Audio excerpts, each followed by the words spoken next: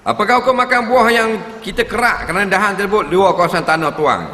Tuannya tak ada, nak bagi tahu mana? Kerja TMB kerak dahan lebih-lebih. Jadi mari TMB nampak?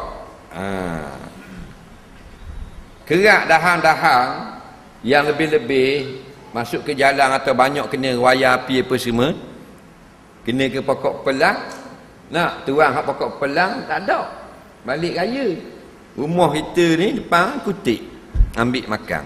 Nak boleh ke tak? Tak boleh, kena sipang hak tuang dia. Nak hak orang ni set nak makan peri belaka ni. Melainkan memang tuang dia tak cara pun hak pokok tu.